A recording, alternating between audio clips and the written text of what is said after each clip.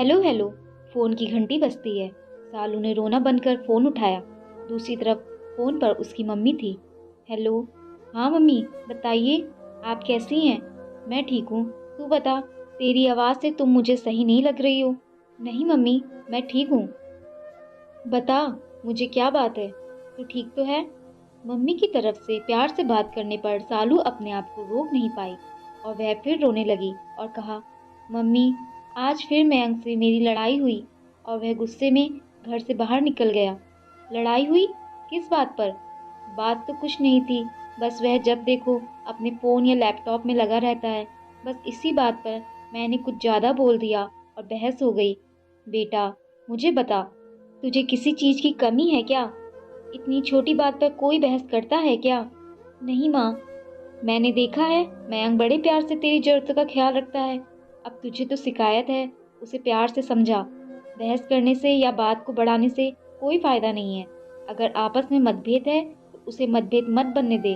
वहाँ तुम दोनों अकेले रहते हो, समझाने वाला कोई नहीं है। आपसी बहस में कभी भी तीसरे को मत आने दे। पति पत्नी का रिश्ता बहुत ही नाजुक होता है। अगर आपस में रिश्ता कमज़ोर होगा तो तीसरा उसका फ़ायदा उठा सकता है। बेटा, इसका ध्यान रख। और जैसे ही मयंक आए, प्यार से बात कर, नाराजगी दूर कर। समझ गई ना बिटिया रानी? और अब मैं फ़ोन रखती हूँ, अपना ध्यान रखना। ठीक है माँ, कहकर सालू ने भी फ़ोन रख दिया। फिर वह सोचने लगी, सही तो कह रही है मम्मी। अभी पिछले सप्ताह जब उन दोनों के बीच बहस हुई थी तो सामने वाली शर्मा आंटी कैसे चटकारे लेकर उनसे पूछने आई, क्या हुआ बेटा, तेरे घर से बड़ी आवाज़ें आ रही थी? वह तो मयंक ने कहा, कुछ नहीं आंटी, सब ठीक है। थोड़ी देर बाद मयंक की गाड़ी की आवाज़ सुनाई दी। सालू ने दरवाज़ा खोला और अपने आप को संयमित करते हुए प्यार से पूछा, चाय पियोगे? उसके प्रश्न पर मयंक ने पहले उसको देखा और फिर उसने भी विनम्रता से उत्तर दिया, हाँ पी लूँगा। फिर सालू चाय बनाकर आई और दोनों साथ बैठकर चाय पीने लगे। फिर सालू ने ही बात शुरू की और मयंक से कहा, तुम बताओ, तुम्हें मुझसे क्या शिकायत है? क्या मैं तुम्हारा ध्यान नहीं रखती हूँ? तुम जैसा कहते हो मैं वैसा नहीं करती हूँ। फिर तुम बात बात पर क्यों नाराज हो जाते हो और ऊंची आवाज में क्यों बात करने लगते हो? तुम्हें पता है, ऊंची आवाज में बात करना मुझे पसंद नहीं है।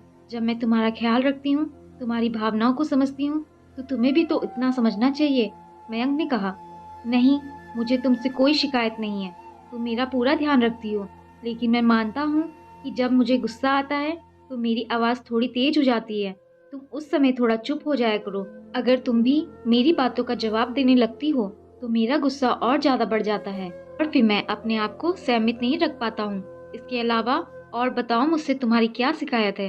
तब सालू ने कहा, घर आने पर भी तुम टीवी, मोबाइल या फ़ोन में लगे रहते हो। मैं चाहती हूँ थोड़ा समय मेरे साथ भी व्यतीत करो। जितना हम एक दूसरे के साथ समय व्यतीत करेंगे उतना एक दूसरे को समझेंगे। तब मयंक सालू का हाथ पकड़कर कहता है, चलो, आज से हम एक नई शुरुआत करते हैं। मैं तुम्हें समय देने की कोशिश करूंगा और ऊंची आवाज में बात नहीं करूंगा। फिर सालू ने कहा, मैं भी जब तुम नाराज होगे सहमित रहने की कोशिश करूंगी या फिर दूसरे कमरे में चली जाऊंगी। हंसते हुए फिर दोनों एक साथ बैठकर टीवी देखने लगे। दोस्तों, आपको ये कहानी कैसी लगी? नीचे कमेंट्स करके हमें ज़रूर बताइएगा।